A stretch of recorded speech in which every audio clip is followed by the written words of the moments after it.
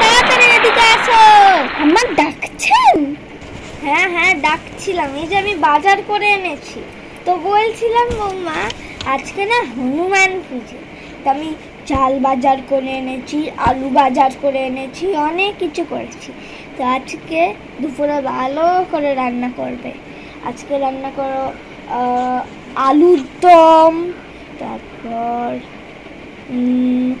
পায়েস, তারপর চিংড়ি চিংড়ি এনেছি, কিন্তু আজকে তো নিরামিষ, না আজকে চিংড়ি বানিও না। তারপর ঝিঙের তরকারি, আমি আম এনেছি, আমের ডাল, তারপর করলার তরকারি, এসব ভালো করে, পটলের তরকারি, পটল কোরমা মোরবা, আদা ছাড়া সব ভালো করে করো। আজকে ভগবানের পুজো না, আর আমি কিন্তু আজকে তাড়াতাড়ি খেয়ে শোবো, বিকালে মন্দিরে যাবার আছে আমার।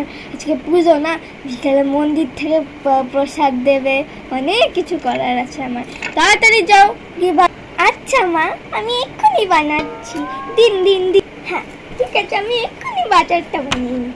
মা, আমার রান্না সব হয়ে গেছে, পুরো কষিয়ে ভালো করে বানিয়েছি আমি, একদম মন প্রাণ থেকে বানিয়েছি। আসুন আসুন খেয়ে নেবে। আর আমাকেও না বিকেলে একটু নিয়ে যাবেন। আসুন আসুন তাড়াতাড়ি খেয়ে নেবেন, ঠান্ডা হয়ে যাবে তো। ওরে রামা, ওরে ও রান্না করে নিয়েছে, দেখতে পাচ্ছ না আমি ঠাকুরের পূজা করছি? ঠিক আছে যাচ্ছি।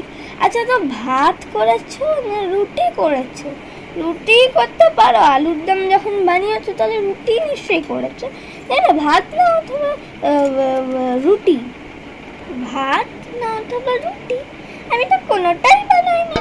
আপনি তো বলেছিলেন ঝিঙের তরকারি, ডাল, ওই আমের ডাল, তারপর পায়েস, তারপর আলুর দম, ওইসবই তো বানিয়েছি। আপনি কোথায়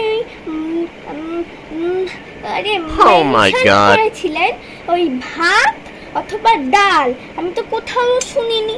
তাহলে তাহলে আপনি কখন বললেন? আপনি কি আমি চলে যাবার পর বলেছেন, নাকি আমি কানে শুনতে পাচ্ছি না? আমাকে ডক্টর দেখাতে হবে তো। তা বৌমা, তোমার একটা বুদ্ধি নেই? আমি শুধু শুধু তরকারি খাবো নাকি? ভগবান, যাও গে ভাত বানা, যাও যাও। হ্যাঁ বানাচ্ছি, বাবা তো বকেন কেন আমার? ভগবান।